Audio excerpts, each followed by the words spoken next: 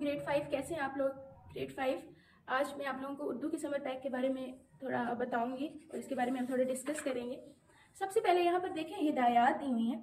आपने गौर से इन हिदायत को पढ़ना है और अपने वालिदैन को भी इन हिदायत को बढ़ाना है। इसी के साथ हम उर्दू के समर पैक की तरफ जाते हैं। सबसे पहले यहाँ पर सरगर्मी है, मुम्मे में से इलामा इकबाल की दर्ज झेल नज़मों के नाम तलाश कीजिए। ये इलामा इकबाल की नज़में दी हुई हैं, ये 6 हैं। इस टेबल में से आपने तलाश करके उनको हाईलाइट या जो है सर्कल करना है। इसी के साथ आपकी दूसरी सरगर्मी है सरगर्मी नंबर 2, मिसाल के मुताबिक दर्जल मुफरद अल्फाज को मुरक्कब बनाइए। यहाँ पर मुफरद अल्फाज दिए हैं, यानी कि अलग अलग लफ्ज़ दिए हुए हैं, उनको आपने इकट्ठा करना है, मुरक्कब अल्फाज बनाने हैं। जैसे कि शाम ओ सहर, यहाँ पर वाव आ गया, शाम ओ सहर। इसी के साथ गुल ओ बुलबुल। ठीक है, इसी तरह आप लोगों ने ये पूरी एक्सरसाइज सरगर्मी करनी है। इसी तरह दूसरा यहाँ पर सवाल है, पढ़ाए गए इसबाक में से कोई से 10 अल्फाज मुंतखब कीजिए और उनके जुमले बनाइए।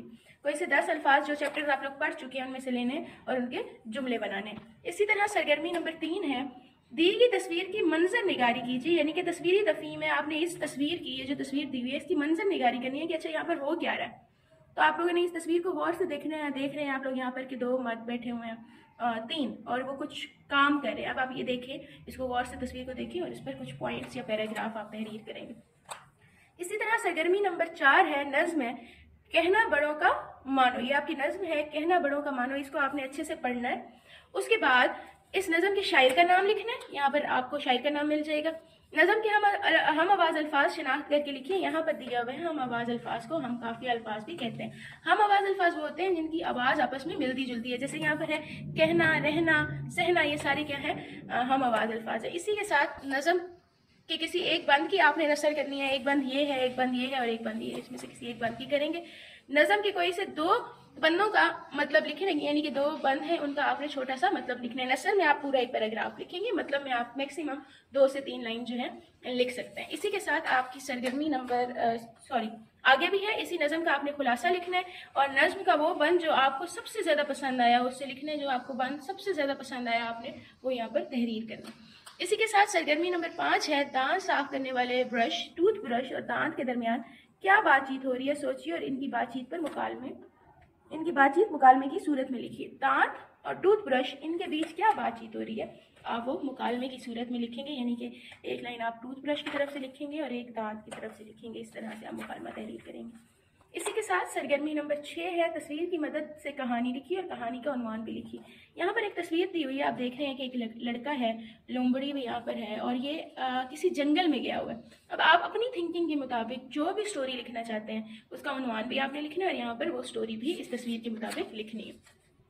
सरगर्मी नंबर 7 है, इबारत पढ़िए और सवालात के जवाब दीजिए। इस इबारत को आपने बागौर पढ़ना है और यहाँ पर सवाल दिए हुए हैं। जैसे पहला है, नौशेरवा ने जमींदार के यहाँ पनाह क्यों ली। तो यहाँ से आप लोगों ने जब आप इस इबारत को पढ़ेंगे, इस तफहीम को पढ़ेंगे, तो इन सवालों के जवाब देना बहुत आसान हो जाएगा। इसी के साथ आपके यहाँ पर सवाल नंबर 7 है, इबारत में से तलाश कीजिए मुरक्कब अल्फाज। अभी पीछे आप लोगों को मैंने मुरक्कब अल्फाज का बताया, यानी कि दो अल्फाज जो एक दूसरे को आपस में जोड़ रहे होते हैं, लिंक्ड होते हैं एक दूसरे के साथ, उनको मुरक्कब अल्फाज कहते हैं।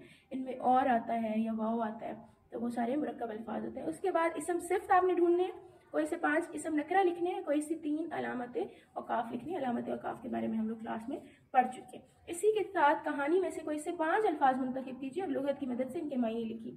इस इबारत में से, कहानी में से आपने कोई से 5 अल्फाज लेने और लुगत का मैं आपको बता चुकी हूँ क्लास में, डिक्शनरी को कहते हैं, तो आपने उनके मायने तहरीर करने हैं। इसी के साथ नज़म का खुलासा लिखना है, कहानी का खुलासा लिखना है। वो जब आप ये कहानी पढ़ेंगे, इसको आसान लफ्ज़ों में आपने लिखना है, उसको खुलासा कहते हैं। इसी के साथ आपका सरगर्मी नंबर 8 है, अगर लैपटॉप कंप्यूटर आपको अपनी अहमियत बताएं तो किस तरह बताएंगे, आप बीती लिखिए। या अगर आपको अहमियत बताएंगे तो किस तरह बताएंगे उनकी, आपने यहाँ पर आप बीती लिखनी है, यानी कि मैं एक कंप्यूटर हूँ, इस तरह से आप इसको शुरू करेंगे। उसके बाद सरगर्मी नंबर 9 है, कायदे आज़म की तस्वीर चस्पा करें।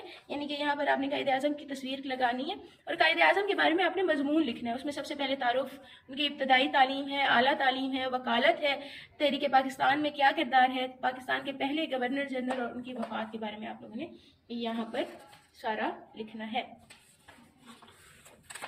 इसी के साथ सरगर्मी नंबर 10 है आपकी, आपने एक बुकलेट किताबचा बनाना है, माहौलियाती आलूदगी के असबाब और इनकी इकसाम पर आप लोगों ने एक किताबचा बनाना है। यहाँ पर देखिए आप लोगों को हिंट दिए हुए हैं कि इस तरह से आप लोगों ने ये एक बुकलेट बनाना है और यहाँ पर सारा बताया भी हुआ है कि कैसे बनाना है। या फिर आप इसकी जगह ये भी कर सकते हैं, मुख्तलिफ हुनरमंदों का तस्वीरी चार्ट तैयार कीजिए। चार्ट के आखिर में अपना नाम लिखिए। हुनरमंद जैसे हम लोगों ने सारे मोहसिन हमारे में पढ़ा था, उसमें उसने डिफरेंट हुनरमंदों के बारे में बताया था, उसी तरह आपने लिखना है।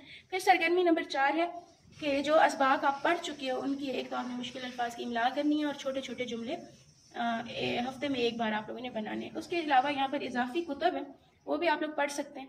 यहाँ पर कुछ वेबसाइट्स के लिंक दिए हुए हैं, इनको आपने ज़रूर देखना है। ये आपको बहुत हेल्प करेंगे अपनी समर पैक करने में और वर्क करने में। इसके अलावा भी बहुत इंटरेस्टिंग चीज़ें इन पे होंगी।